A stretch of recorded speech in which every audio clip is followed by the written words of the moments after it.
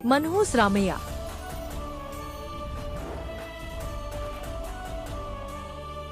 रामैया नाम के आदमी के विषय में नगर भर में ये प्रसिद्ध था कि जो कोई प्रातः उसकी सूरत देख लेता था उसे दिन भर खाने को नहीं मिलता था। इसलिए सुबह सुबह कोई उसके सामने आना पसंद नहीं करता था। किसी तरह ये बात राजा कृष्णदेव राय तक पहुंच गई। उन्होंने सोचा इस बात की परीक्षा करनी चाहिए। उन्होंने रामैया को बुलवाकर रात को अपने साथ के कक्ष में सुला दिया और दूसरे दिन प्रातः उठने पर सबसे पहले उसकी सूरत देखी। दरबार के आवश्यक काम निपटाने के बाद राजा जब भोजन के लिए अपने भोजन कक्ष में गए तो भोजन परोसा गया। अभी राजा ने पहला कौर ही उठाया था कि खाने में मक्खी दिखाई दी। देखते ही देखते उनका मन खराब होने लगा और वह भोजन छोड़कर उठ गए।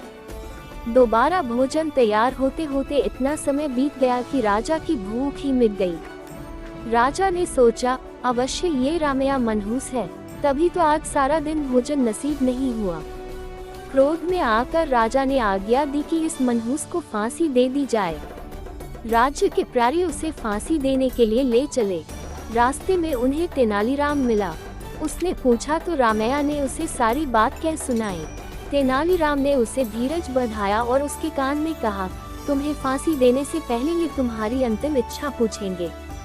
तुम कहना, मैं चाहता हूँ कि मैं जनता के सामने जाकर कहूँ कि मेरी सूरत देखकर तो खाना नहीं मिलता, पर जो सवेरे सवेरे महाराज की सूरत देख लेता है उसे तो अपने प्राण गंवाने पड़ते हैं। ये समझाकर तेनालीराम चला गया।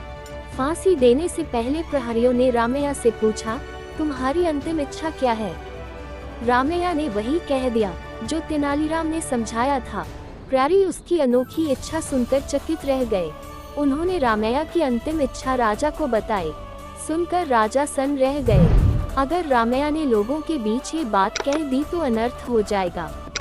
उन्होंने रामैया को बुलवाकर बहुत सा पुरस्कार दिया और कहा, ये बात किसी से मत कहना।